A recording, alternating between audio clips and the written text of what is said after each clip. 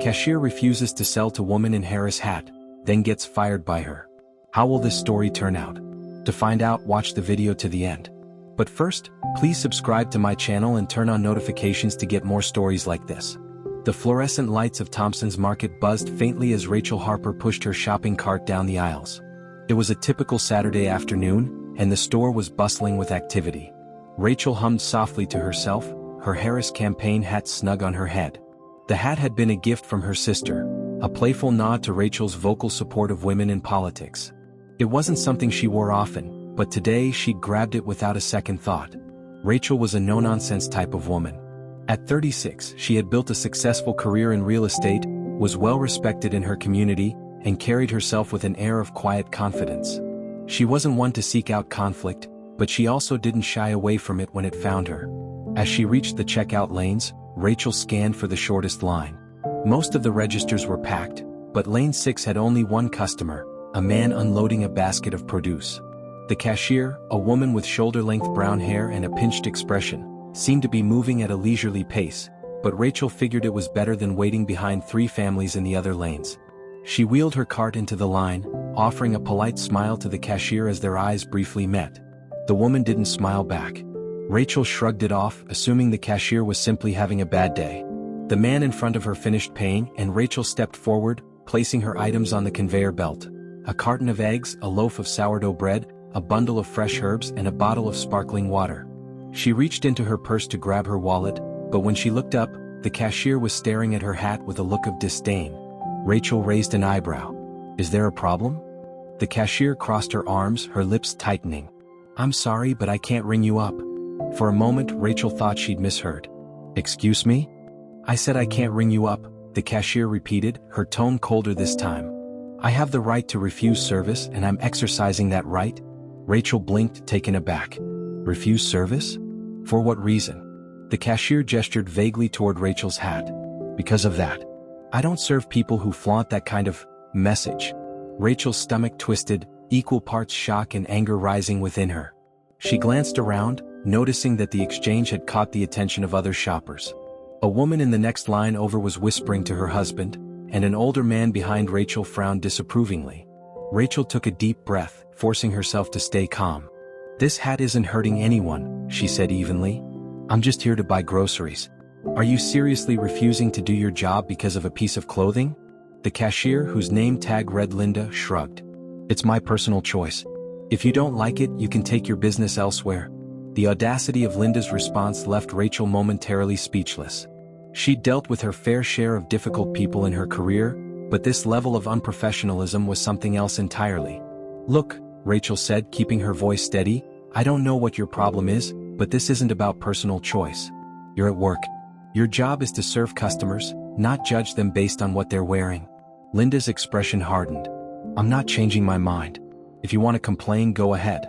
I'm sure corporate will understand my right to stand by my beliefs." Rachel's jaw tightened. "Fine. I will." She grabbed her items from the conveyor belt and placed them back into her cart. As she wheeled away, the weight of the encounter settled heavily on her chest. She hadn't expected to face this kind of blatant discrimination over something as innocuous as a hat. By the time Rachel got home, her frustration had only grown. She replayed the interaction in her mind, each detail sharpening her resolve to take action. This wasn't just about her, it was about standing up to unprofessional behavior and ensuring others wouldn't have to face similar treatment. She sat down at her kitchen table, opened her laptop, and typed a detailed email to Thompson's Market's corporate office. She described the incident, included Linda's name and the location of the store, and emphasized her disappointment as a longtime customer. Rachel hesitated before hitting send, debating whether she should add one last line. Finally, she typed, "I believe in kindness and professionalism, and I hope your company does too. I trust you'll address this matter appropriately." Then she clicked send. The following Monday, Rachel received a call from a man named Carl, who introduced himself as the regional manager for Thompson's Market. His tone was apologetic as he explained that the company had received her complaint and taken it very seriously. "Ms. Harper, let me start by saying how deeply sorry we are for what you experienced," Carl said. "That kind of behavior does not reflect our values as a company." Rachel appreciated his sincerity but remained firm. "I'm glad to hear that, Carl. But what steps are you taking to ensure this doesn't happen again?" It's not just about me, it's about every customer who walks into your stores. You're absolutely right, Carl said. We've already spoken with the employee in question, and disciplinary action is being taken. Additionally, we'll be conducting a company-wide training on customer service and workplace professionalism. We want all our employees to understand the importance of treating every customer with respect, regardless of personal beliefs. Rachel nodded, her tension easing slightly. Thank you for addressing this. I hope it makes a difference. It will, Carl assured her. And please don't hesitate to reach out if you have any further concerns. After the call ended, Rachel felt a sense of closure, at least for now. She knew change wouldn't happen overnight, but she was relieved to know that the incident hadn't been brushed aside. Meanwhile, at the store, Linda was dealing with the fallout of her actions. The regional manager had called her into the office that morning, and the conversation that followed was anything but pleasant. Linda, I've reviewed the complaint against you, Carl said, his tone stern. Refusing service to a customer based on personal bias is unacceptable. It goes against everything this company stands for. Linda crossed her arms, her jaw tightening. I have the right to stand by my beliefs. Not while you're on the clock, Carl shot back. When you're here, your job is to serve every customer professionally and without judgment. If you can't do that, you can't work here. Linda's face reddened, but she didn't argue further. She knew she was on thin ice. We're placing you on a probationary period, Carl continued. You'll also be required to attend a mandatory training session on workplace professionalism. If there's another incident like this, your employment will be terminated. Linda left the office feeling humiliated and bitter. She didn't agree with the decision, but for now, she had no choice but to comply. Rachel didn't return to Thompson's Market for a few weeks, partly to avoid further confrontation and partly because she needed time to cool off. But one day as she drove past the store, she decided to stop in. She wasn't sure if Linda still worked there, but she wanted to see for herself if the company had made any changes. To her surprise, as she approached the checkout lanes, she saw Linda standing at Register 6, her expression subdued. Their eyes met briefly, and Rachel noticed a flicker of recognition in Linda's gaze. But this time Linda said nothing. Rachel chose a different lane, paid for her items, and left without incident. As she walked to her car, she felt a small sense of satisfaction. The experience had been frustrating and uncomfortable, but it had also sparked a necessary conversation about professionalism and respect. Rachel put her groceries in the trunk and adjusted her hat before climbing into the driver's seat. She didn't know if Linda had truly learned anything, but she hoped the experience had planted a seed. Sometimes change took time, and sometimes it started with a single moment of accountability. The weeks following Rachel's confrontation with Linda passed quietly, but the incident continued to ripple through the community. Thompson's Market was a staple in the town, and news of what had happened spread quickly. Some customers supported Rachel's stance, praising her for standing up to unprofessional behavior. Others, however, sided with Linda, arguing that she had the right to refuse service based on her beliefs. Rachel wasn't naive. She knew her decision to file a formal complaint wouldn't sit well with everyone. But she also believed in the importance of holding people accountable, especially in a professional setting. What she didn't anticipate was the amount of attention the incident would receive. One day, Rachel's phone buzzed with a notification. A friend had tagged her in a social media post about the incident. The post, shared by a local community page, recounted the confrontation and praised Rachel for taking a stand. While many of the comments were supportive, others were less kind. She just wanted to get someone fired, one comment read. Linda was right to stand up for her beliefs, another chimed in. She's making a big deal out of nothing, someone else wrote. Rachel sighed, setting her phone down. She hadn't asked for this kind of attention, but it seemed the story had taken on a life of its own. She decided to focus on the positive comments and ignore the negativity, reminding herself why she had taken action in the first place. Meanwhile, Linda's probationary period at the store wasn't going well. The mandatory training sessions had done little to change her attitude. Though she followed the rules on the surface, her interactions with customers were curt and unenthusiastic. Her coworkers noticed the shift, and it wasn't long before her behavior began to affect morale. Linda's been snapping at customers all week, one cashier whispered to another as they restocked shelves. Yeah, and she acts like she's the victim in all this, the other replied. Linda overheard the conversation but didn't say anything. Deep down, she felt a pang of guilt. She knew she hadn't handled the situation with Rachel well, but admitting that felt like surrendering. Instead, she clung to her pride, convincing herself that she had been justified in her actions. Her breaking point came one afternoon when an elderly customer asked her a question about a sale item. Linda, already in a foul mood, snapped at the woman, telling her to read the sign. The exchange caught the attention of the store manager, who pulled Linda aside after her shift. "Linda, this behavior has to stop," the manager said. "This is your final warning. If you can't treat customers with respect, we'll have no choice but to terminate your employment." Linda nodded tersely, but the words stung. She left the store that day feeling a mix of anger and shame, unsure of how much longer she could hold on to her job. Rachel, unaware of the turmoil unfolding at Thompson's Market, continued with her life. She focused on her work, spent time with friends and family, and tried to put the incident behind her. But one morning, as she was getting ready for a meeting, she received a phone call that brought it all rushing back. "Ms. Harper," the voice on the other end said. "This is Carl from Thompson's Market. I wanted to update you on the situation regarding your complaint." Rachel paused, surprised by the call. "Oh, hi, Carl. Thanks for reaching out. What's the update?" "Well," Carl began, his tone careful, "we've had ongoing issues with the employee in question. Despite the training and probationary measures, her behavior hasn't improved. We've made the difficult decision to let her go." Rachel didn't know how to feel. She hadn't wanted anyone to lose their job, but she also knew Linda's behavior couldn't continue unchecked. "I appreciate the update, Carl," she said. "I hope this serves as a learning opportunity for everyone involved." Carl agreed. "We're committed to ensuring something like this doesn't happen again. Thank you for bringing it to our attention." After the call ended, Rachel sat in silence for a moment. She felt a sense of closure, but it was tinged with sadness. No matter how justified the outcome, she couldn't ignore the fact that someone had lost their job. She only hoped Linda would use the experience to reflect and grow. Linda's termination hit her hard. As she packed up her belongings and left the store for the last time, she felt a wave of bitterness wash over her.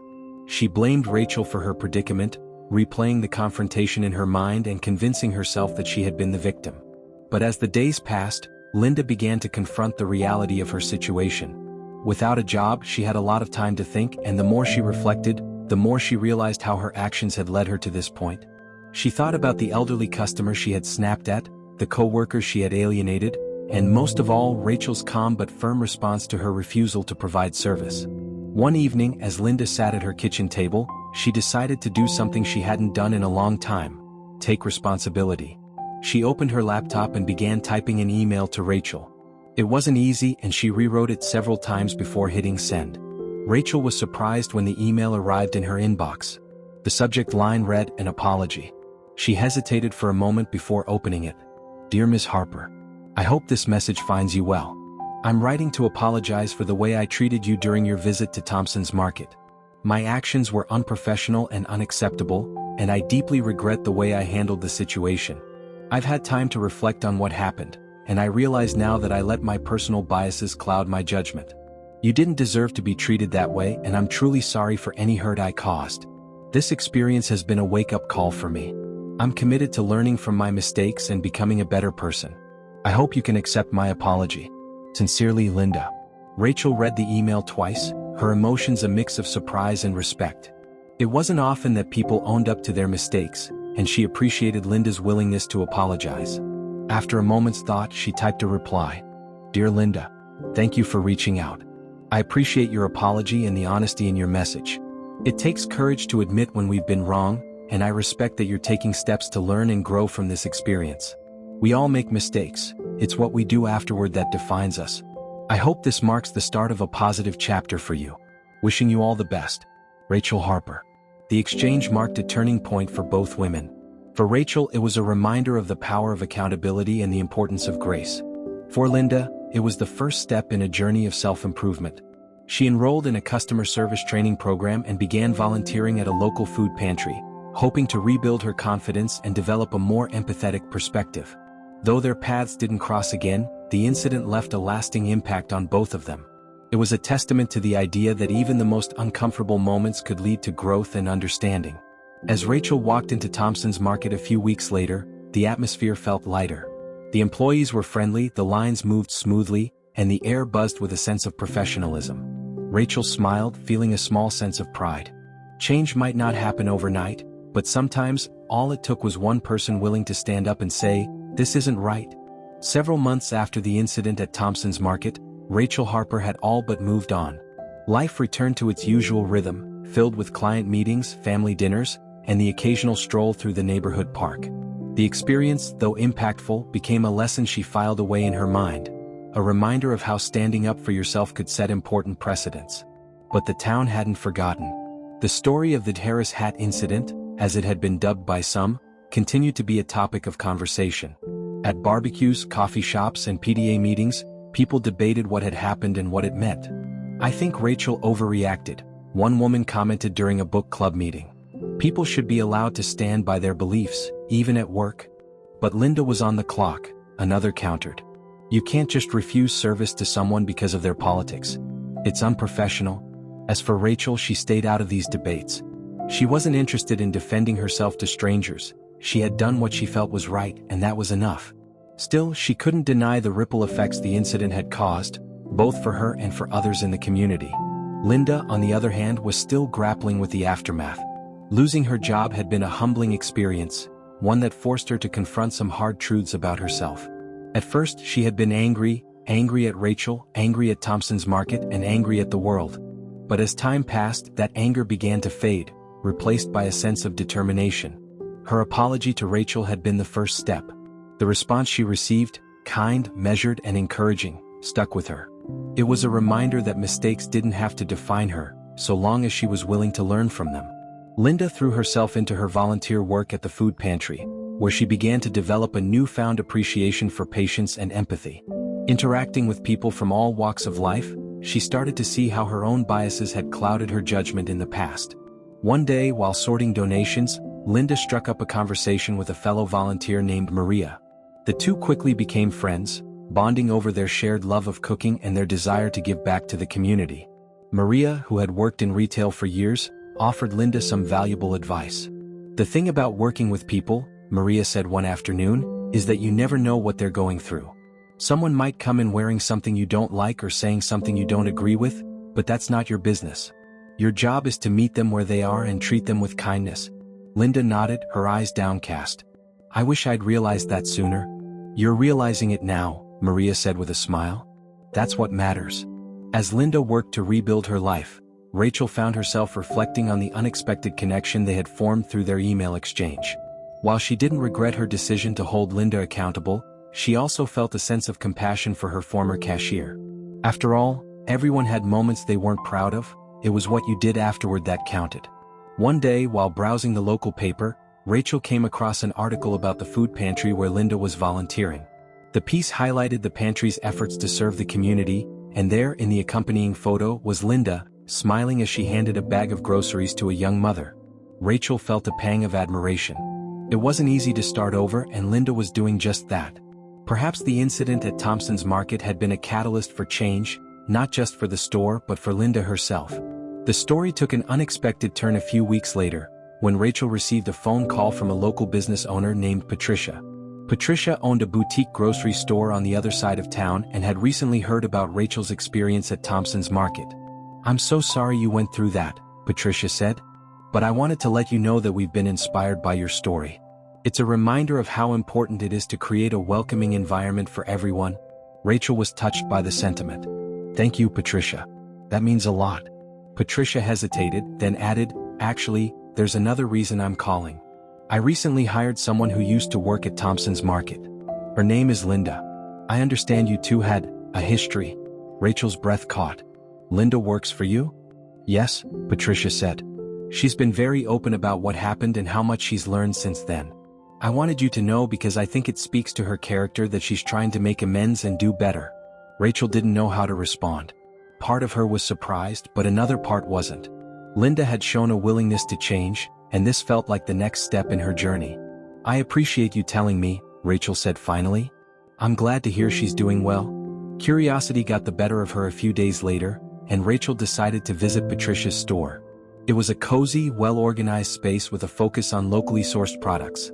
As she browsed the aisles, she spotted Linda's stocking shelves near the back of the store. For a moment, Rachel considered leaving without saying anything. But then Linda looked up and their eyes met. Linda froze, a mixture of surprise and apprehension crossing her face. Rachel offered a small smile and walked over. "Hi, Linda," she said, her tone warm but casual. Linda swallowed nervously. "Hi, Miss Harper. I didn't expect to see you here. I heard you were working here," Rachel said. "Patricia mentioned it when we spoke." Linda nodded, her hands fidgeting with the edge of the shelf. "I'm glad you came by. I've been meaning to thank you for your email. It meant a lot to me." Rachel smiled. "I'm glad. It seems like you've been doing a lot of good work since then." "I'm trying," Linda said earnestly. "I know I made mistakes, but I want to be better. And I want people to know they can count on me." Rachel nodded, her respect for Linda growing. "It sounds like you're on the right path. I'm proud of you." Linda's eyes widened in surprise. "You are?" "Yes," Rachel said. "It takes courage to own up to your mistakes and work to fix them. Not everyone is willing to do that." The two women stood in silence for a moment, an unspoken understanding passing between them. Finally, Rachel extended her hand. "I'm glad we could talk." Linda shook her hand, a small smile tugging at her lips. "Thank you, Miss Harper. Call me Rachel," she said. "And keep up the good work." As Rachel left the store, she felt a sense of closure she hadn't realized she needed. The incident at Thompson's Market had been difficult, but it had led to something meaningful: growth, understanding, and the realization that even the smallest actions could have a lasting impact. For Linda, the encounter was a reminder of how far she had come, and how much further she could go. She returned to her work with a renewed sense of purpose, determined to make every interaction count. And in the end, both women walked away with something invaluable: the knowledge that change was possible and that even the hardest lessons could lead to brighter days ahead. Several weeks after Rachel's unexpected visit to Patricia's store, Linda found herself reflecting on how much her life had changed since the incident at Thompson's Market. She'd gone from feeling bitter and defensive to embracing the opportunity to start over. Working at Patricia's boutique grocery store was a fresh start, not just in terms of her job, but also in how she approached people and situations. At the store, Linda quickly became known for her warm demeanor and dedication to customer service. She listened attentively to customers, learned their preferences, and even offered personalized recommendations. It was a far cry from her previous behavior, and the change didn't go unnoticed. One afternoon, Patricia approached Linda while she was arranging a display of fresh produce. "I wanted to tell you how impressed I am with your work," Patricia said. "You've really turned things around." Linda looked up, surprised but grateful. "Thank you. That means a lot." Patricia smiled. "You know, I was a little hesitant when I hired you, not because of your skills but because of the baggage you were carrying. But you've proven that people can grow and change. I think Rachel would be proud." Linda nodded, her thoughts briefly drifting to Rachel. Their interaction at the store had been brief, but it had left a lasting impression. Rachel's willingness to acknowledge Linda's efforts had given her the motivation to keep improving. Meanwhile, Rachel was busy with her own life, though the encounter with Linda lingered in her mind. She couldn't help but admire Linda's transformation, and it reinforced her belief in the power of accountability and second chances. Still, she wondered if there was more she could do to encourage that kind of growth in others. One day, during a lunch meeting with her friend Mia, Rachel shared her thoughts. "It's funny," she said, swirling her iced tea with a straw. "I never thought I'd cross paths with Linda again, let alone feel proud of her. But seeing how much she's changed, it makes me think about how we can create more opportunities for people to grow." Mia raised an eyebrow. "Are you thinking of starting some kind of initiative?" Rachel shrugged. "Maybe. I've been toying with the idea of hosting workshops or community events that focus on communication and empathy. Something that helps people understand each other better." Mia leaned forward, her eyes lighting up. "That's a great idea. You've already proven that one person can make a difference. Imagine what you could do if you brought people together." Rachel smiled, feeling a spark of excitement. "You think it could work?" "Absolutely," Mia said. "And you'd have my full support?" Over the next few weeks, Rachel began putting her plan into motion.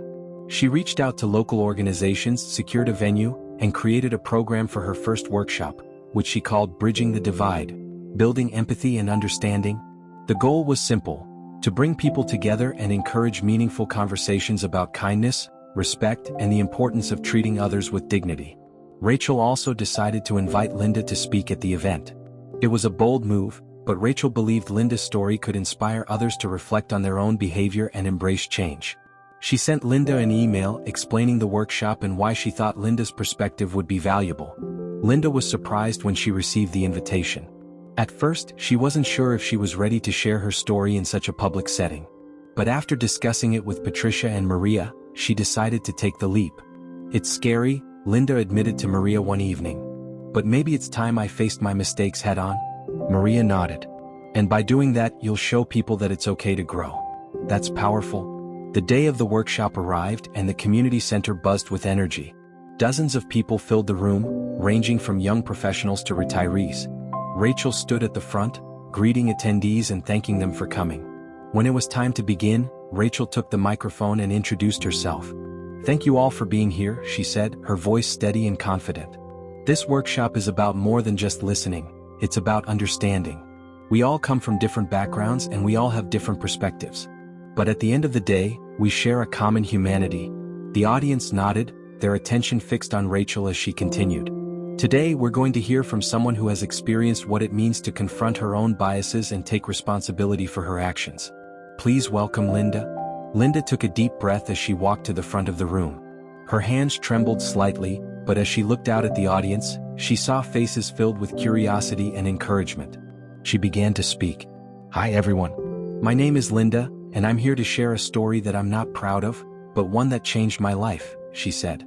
"A few months ago, I was working as a cashier at Thompson's Market. One day I refused to serve a customer because of her hat. It was unprofessional, unfair, and deeply wrong." Linda paused, her voice breaking slightly. "At the time I didn't see it that way. I was so caught up in my own beliefs that I forgot what my job was really about, helping people, not judging them. It wasn't until I lost my job and started volunteering at a food pantry that I began to understand how much harm I had caused." She glanced at Rachel, who gave her an encouraging nod. "But I'm grateful for that experience," Linda continued. "It forced me to take a hard look at myself and realize that I needed to change. And I'm still learning every day." The room was silent as Linda finished her story. Then one by one people began to clap. The applause grew louder, filling the room with a sense of hope and connection. After the workshop, attendees lingered to thank Rachel and Linda for their honesty and leadership. One woman, a teacher named Karen, approached Linda with tears in her eyes. "Your story really resonated with me," Karen said. "I've struggled with my own biases, and hearing you talk about your journey gives me hope that I can do better too." Linda smiled, her heart swelling with gratitude. "Thank you. It's not easy, but it's worth it." Rachel watched the interaction from across the room, her chest tightening with pride. This was why she had created the workshop, to spark conversations that could lead to understanding and growth. As the event wound down, Rachel and Linda found themselves sitting together, reflecting on the day. "You were incredible," Rachel said. "I'm so proud of you." Linda chuckled, her cheeks flushing. "I couldn't have done it without you. You believed in me when I didn't even believe in myself." Rachel shook her head. "You did the hard work. I just gave you a push." The two women shared a quiet moment of understanding, their journey coming full circle. What had started as a conflict had transformed into an unlikely partnership, one that would continue to inspire others for years to come. As the weeks rolled on after the workshop, Rachel found herself fielding more and more inquiries from community members who had attended. The feedback was overwhelmingly positive, and many people expressed interest in attending more events or even volunteering to help organize future workshops. One email in particular caught Rachel's attention. It was from Karen, the teacher who had spoken to Linda after the event. Karen wrote about how the workshop had inspired her to address some of her own biases and to introduce empathy-building exercises into her classroom. "Your workshop made me realize that I have the power to shape how the next generation approaches differences," Karen wrote. "If we can teach kids to see past their biases and treat others with kindness, we can create a better world. Thank you for showing me that change starts with one step." Rachel smiled as she read the email. It was exactly the kind of impact she had hoped to achieve. She forwarded the message to Linda, knowing it would mean a lot to her. Linda, meanwhile, was adjusting to her new role as both an advocate and an example of personal growth. The workshop had been a nerve-wracking but ultimately rewarding experience, and the positive feedback she received bolstered her confidence. Patricia, ever supportive, encouraged Linda to embrace her journey and even offered her opportunities to lead team meetings at the store. "You've come so far," Patricia said one morning as they stocked shelves together. "Your story is powerful, Linda. Don't be afraid to share it." Linda nodded, though the thought still made her nervous. She wasn't used to being in the spotlight, but she knew Patricia was right. If her experiences could help others, it was worth stepping out of her comfort zone. One afternoon, Linda decided to visit the food pantry where she had volunteered after leaving Thompson's Market. Though she no longer worked there regularly, she still felt a deep connection to the place and the people she had met. Maria greeted her warmly, pulling her into a hug. "Look who's back," Maria said, her eyes lighting up. "We've missed you around here." Linda smiled, her heart warming at the familiar atmosphere. "I've missed you too. I just wanted to check in and see how things are going." As they caught up, Maria shared stories about the pantry's recent efforts to expand its services, including a new program that provided free meals to families in need. Linda listened intently, feeling a surge of pride for the organization that had played such a pivotal role in her own journey. "You know," Maria said thoughtfully, "we could use someone like you to help with outreach. You've got a way of connecting with people, and your story could inspire others to get involved." Linda hesitated, the idea both exciting and intimidating. "You really think I could make a difference?" Maria nodded firmly. "I know you can. And I think you'd be great at it." Later that evening, Linda sat at her kitchen table, turning Maria's words over in her mind. She thought about how far she had come since the day she lost her job at Thompson's Market. It hadn't been an easy road, but it had been worth it. Now she had the chance to pay it forward, to help others find their own paths to growth and understanding. Picking up her phone, Linda sent Rachel a quick text. "Hi Rachel, hope you're doing well. I've been thinking about our workshop and the impact it had. Would you be interested in collaborating on something similar in the future?" "I'd love to help." Rachel's reply came almost immediately. "Absolutely. Let's meet up soon to brainstorm. I think we could do something amazing together." Linda smiled, a sense of purpose settling over her. For the first time in a long while, she felt not only hopeful but excited about what the future held. Rachel and Linda met at a local cafe the following week, notebooks in hand and ideas swirling in their minds. Over steaming cups of coffee, they discussed their vision for a larger initiative, a series of workshops, events, and community programs designed to foster empathy, understanding, and personal growth. "We could partner with schools, businesses, and nonprofits," Rachel suggested, jotting down notes. "Maybe even create a mentorship program for people who want to turn their lives around." Linda nodded enthusiastically. "And we could incorporate storytelling like what we did at the first workshop. People connect with personal experiences, it makes everything feel more real." As they brainstormed, the energy between them grew, fueled by a shared passion for making a difference. By the end of the meeting, they had a rough outline for a pilot program they called the Empathy Project. "We'll start small," Rachel said, folding her notebook closed. "But if this works, we could really make an impact." Linda grinned, her excitement contagious. "I'm ready. Let's do it." Over the next few months, Rachel and Linda threw themselves into building the Empathy Project. They secured funding through grants and donations, enlisted volunteers, and scheduled their first series of events. The response from the community was overwhelming, with people from all walks of life eager to participate.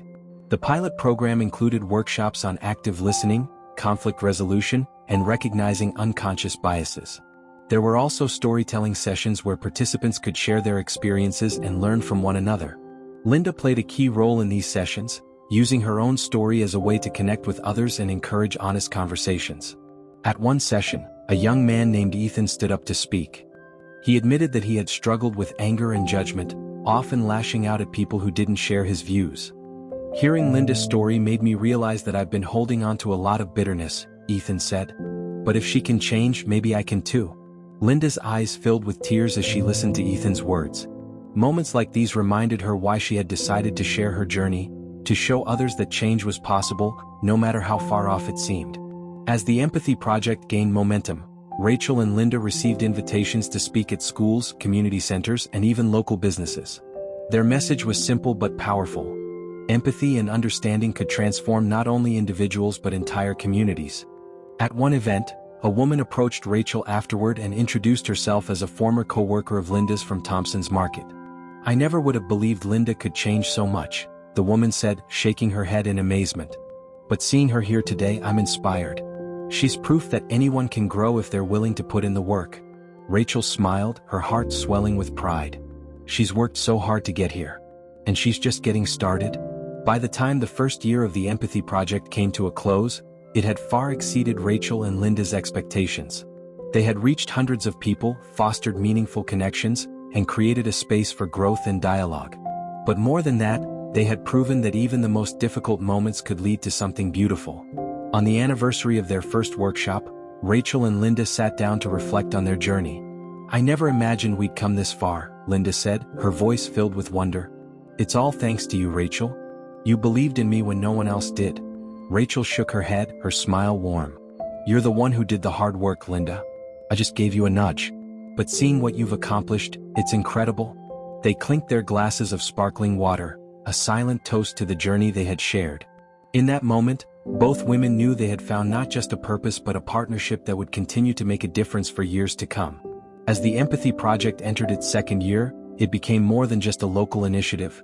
It was a movement. Word spread beyond the town, and soon Rachel and Linda were receiving invitations to speak at regional conferences and collaborate with organizations in neighboring cities. The project's success was a testament to the power of shared experiences and the willingness to have difficult but necessary conversations. One of the most significant milestones came when a nearby university invited Rachel and Linda to host a panel discussion as part of their annual Diversity and Inclusion Week. The event, titled Turning Conflict into Connection, attracted hundreds of attendees including students, faculty, and community members. As Rachel and Linda prepared for the event, they reflected on how far they had come. If you told me 2 years ago that I'd be standing on a stage talking about empathy, I would have laughed, Linda admitted, her tone both amused and reflective. Rachel smiled. And if you'd told me we'd be doing this together, I wouldn't have believed it either. But here we are. The panel discussion was a resounding success. Rachel opened with a powerful speech about the importance of accountability and compassion, drawing from her experience with Linda to illustrate how growth could come from even the most challenging situations. Linda followed, sharing her journey with honesty and vulnerability. I'm not proud of the person I was, Linda said, her voice steady despite the emotion in her eyes. But I'm proud of the person I'm becoming. And I want others to know that it's never too late to change. The audience was captivated, their attention unwavering as Rachel and Linda answered questions and engaged in thoughtful dialogue. By the end of the evening, the room was filled with applause, and dozens of attendees approached them to share their own stories. One student, a young woman named Priya, told Linda, "Hearing you speak made me realize I've been holding on to a lot of resentment. I want to let it go and focus on being better, not just for myself but for the people around me." Linda smiled, her heart swelling with gratitude. "That's the first step," she said. "And it's the most important one." As Rachel and Linda drove back to their town that night, the conversation turned to what the future might hold for the Empathy Project. "Do you ever feel like this is bigger than us?" Linda asked, gazing out the window at the passing lights. "Absolutely," Rachel replied. "But that's a good thing. It means the message is resonating." Linda nodded, her expression thoughtful. "I've been thinking, maybe we could create a guidebook or toolkit for other communities, something they can use to start their own empathy projects." Rachel's eyes lit up. "That's a fantastic idea. We've learned so much through trial and error, it would be great to share that knowledge." The idea quickly gained traction, and within weeks, Rachel and Linda were working on what they called the Empathy Blueprint. The guide included practical advice, workshop templates, and personal anecdotes to inspire and empower others to foster empathy in their own communities. When the guide was published, it was met with enthusiasm from educators, community leaders, and nonprofit organizations. Requests poured in for copies, and the Empathy Project expanded its reach even further. Amid their growing success, Rachel and Linda remained deeply committed to their hometown. They continued hosting workshops, mentoring individuals, and building connections. One day, while preparing for an event at the community center, Rachel received a surprise visitor. It was Karen, the teacher who had attended the first workshop. She was holding a scrapbook which she handed to Rachel with a smile. "I thought you might like to see this," Karen said. Rachel opened the scrapbook to find letters and drawings from Karen's students. Each page was filled with messages of gratitude and reflections on what they had learned about empathy and kindness. "These kids are the future," Karen said. "And because of you and Linda, they're learning to see the world differently." Rachel's eyes filled with tears as she flipped through the pages. One letter, written by a 10-year-old named Mia, stood out. "I learned that it's okay to make mistakes as long as you try to fix them. I want to be like the lady who changed her heart." Rachel smiled, her chest tightening with emotion. "Thank you for sharing this," she said. "It means more than you know." Linda, too, experienced moments of profound connection and growth. At the grocery store, she often encountered customers who had heard about her story and wanted to share their own. One afternoon, a middle-aged man named Daniel approached her at the register. "I don't usually talk about this," Daniel began, his voice hesitant, "but I've been struggling with anger issues for years. Hearing about your journey made me realize I need to make some changes." Thank you for giving me hope. Linda felt a lump form in her throat. Thank you for sharing that, she said sincerely. Taking the first step is hard, but it's worth it. I'm rooting for you. Moments like these reminded Linda of the ripple effect her transformation had created. She wasn't just changing her own life, she was inspiring others to do the same. As the Empathy Project celebrated its second anniversary, Rachel and Linda decided to host a special event to mark the occasion. They called it the Empathy Summit, a day-long gathering that featured speakers, workshops, and storytelling sessions. The event drew attendees from across the region, all eager to be part of the movement. The highlight of the day was a joint speech by Rachel and Linda, who reflected on their journey and the lessons they had learned along the way. It all started with a single moment, Rachel said, addressing the audience. A moment of conflict that could have driven us apart, but instead brought us together. Linda and I are proof that even the hardest conversations can lead to understanding and growth. Linda nodded, her eyes scanning the crowd. None of us are perfect, she said. But we all have the capacity to learn, to change, and to make a difference. If we can do that, individually and collectively, we can create a world where empathy is the norm, not the exception. The audience erupted into applause, a standing ovation that filled the room with energy and hope. Rachel and Linda stood side by side, their smiles reflecting the pride and gratitude they felt. As the summit drew to a close, Rachel and Linda found a quiet moment to reflect. They sat on the steps outside the community center, watching as attendees mingled and shared their experiences. Can you believe how far we've come? Linda asked, her voice tinged with awe. Rachel smiled, her gaze steady. I can. Because when people are willing to listen, to learn, and to grow, anything is possible. Linda nodded, her heart full. Thank you, Rachel. For everything. Rachel reached over and squeezed Linda's hand. Thank you for trusting me. And for trusting yourself. In that moment, the two women knew that their journey was far from over. The work of building empathy and understanding would never be finished. But they were ready to face whatever came next, together. And as they watched the sun set over their town, they felt a sense of peace, knowing they had turned a moment of division into a legacy of connection and hope.